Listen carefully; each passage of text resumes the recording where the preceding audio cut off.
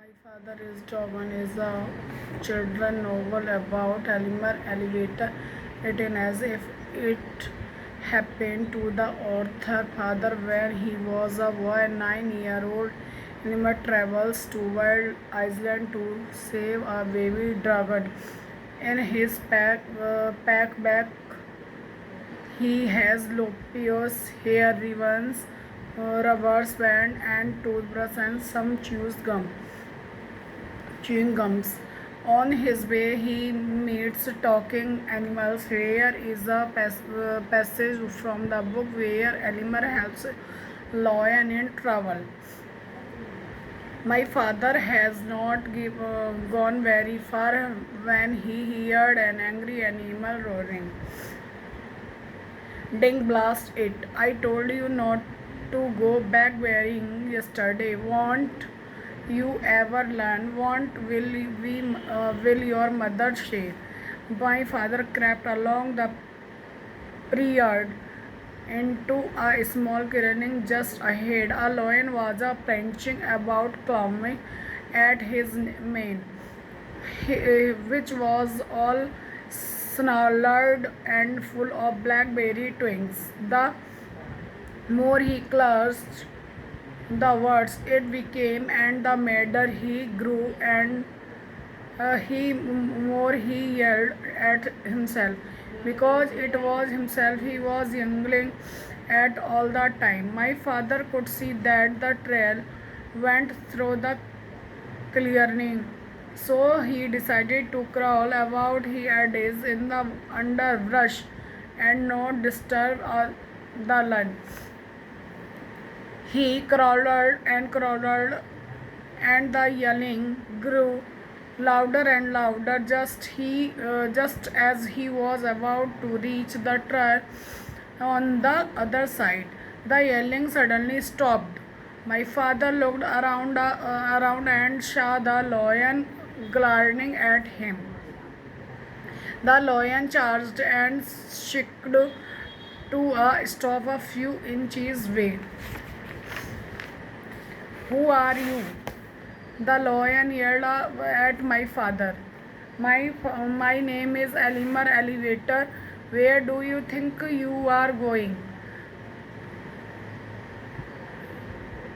I am going home, said my father. That was what you think, said the lion. Ordinarily, I had save you for afternoon tea. But I happen to be upset enough and hungry enough to eat you right now. And he picked up my father is in his front paws to feel how fat he was. My father said, "Oh, please, lion, before you eat me, tell me why you are so particularly upset today." "It's my mane," said the lion as he was frowning. "How many bites a little boy would make. You see that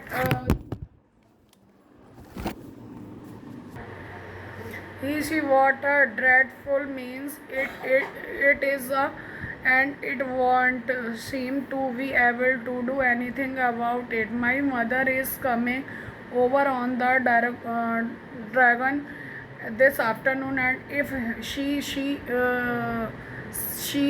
see me this way, I am afraid she will stop my allowance. She can't stand messy means. What I am going to eat you now, so it won't make any difference to you." "Oh, what? Wait a minute," said my father, "and I will give you just the things you need to make your mane all teddy and beautiful. I have them. Here is my pack." "You do," said the lion. "Well, give them to me, and perhaps I will shave you for afternoon tea after all." And he put my father down on the ground. My father opened the pack and took out the comb and the brush and the 7 hairs ribbon of different colors. Look, he said, I will show you what to do on your frolics, where you can watch me. First you brush a while and then you comb. And then you brush again until all the wings and snellers are gone. Then we divide it up in three and braid it like this and tie a ribbon around the end. As my father was doing this, the lion was very carefully and begins to look much happier. When my father tied on the ribbons, he was all smiles. Oh, that wonderful, really wonderful, said the lion. Let's me have the comb and brush and see if I can do it. So my father gave him the comb and brush, and the lion began brusquely grooming his mane. As a matter of fact, he was so busy that he did not even know when my father left. Read about a little boy and his love for reading. Every time he reads a book, it transported into an imaginary world. I opened a book and in I told, now nobody can find me. I have filled my chair, my house, my road, my town, and my world behind me. I am bringing the Krolok. I have slept on the ring. I have swallowed the magic potion. I have fought with the dragon, denied with the king, and divided in a bottomless ocean. I opened a book and made some friends. I shared their tears and laughter and followed their road with its bumps and winds to the happily ever after. I finished my book and out I came. The flock can no longer hide me. My chair and my house are just the same. What I have a book inside me, where the voice of the wind call our wandering feet through a forest and a street. With lutes in our hands, our singing we roam. All men are our kindred, the world is our home, the lays are of cities who luster his sheet.